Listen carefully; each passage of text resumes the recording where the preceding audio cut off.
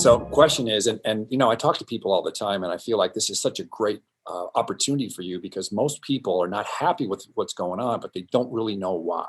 Mm-hmm. I mean, they can say it. They'll say, oh, some people are mean or people are rude, or they'll go party specific, Mm-hmm. like, oh, those Democrats or those Republicans, but we're not getting anywhere. So I think this is really fascinating. So what is this conflict all about? What are the dividing lines, and why do you think we're in a second civil war? Great question.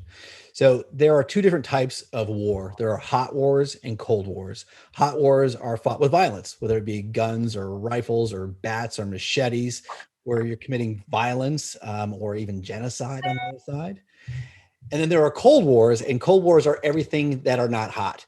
And what I think we're in right now, unlike our first Civil War was definitely a hot civil war where 620,000 troops died and about 750,000 total Americans died in the first Right. Civil War. We are right now in a war that's largely cold. Last year, there were about 32 deaths at riots or shootings or bombings last year, which is absolutely horrible. I haven't seen the tally for this year, but what's certainly happening right now is a cold civil war.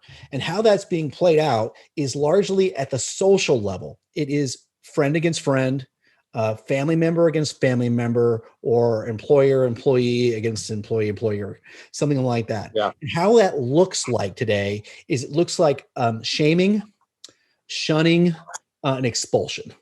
So the first thing is, we will get into a political argument with somebody, and tensions automatically ratchet.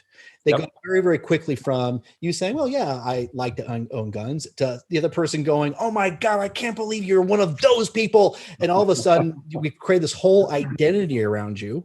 We then you might be shamed, like, oh, you're one of those people. I can't believe you think that. We question your morality, or we question your loyalty. So there's the shaming, kind of like that threatening of like, if you don't change your behavior, I'm not going to be friends with you anymore. And then it quickly can escalate into some version of shunning, to expel. Where we go, okay, well, I'm defriending you on social media, or I'm not inviting you to my house anymore, or I'm just not going to see you anymore. And that's the kind of war that's being fought right now. It isn't between two big armies. I've called both the Republican Party and the Democratic Party, and I've asked them each, do you want to annihilate the other party? Do you want the other party gone? And both parties have said, absolutely not. We want to beat them at the ballot box, but having at least two parties, and probably more, is in our national interest to have this kind of these war of ideas. So no, we do not want the other party gone. And so this war is really being fought at the social level. It is a social civil war.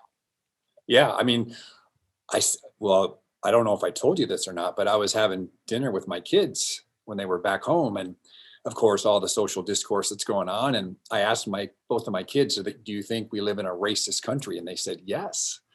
And so literally my kids are looking at me in a way that they've never looked at me before, because of these social battle lines, these artificial social battle lines that are out on TikTok and Twitter and where they learn these things. So it's very scary, Peter. Because I mean, for the first time that I've seen, and I think you're hitting it right on the head there, first time I've seen in my life that children, and when I say children, I mean young adults, are rising up against their parents and calling them racists or whatever, whatever. It's crazy. Let me jump in and comment on that, because I think you're absolutely right. And what I hear you saying, Dan, is you are expressing pain. And there's no question.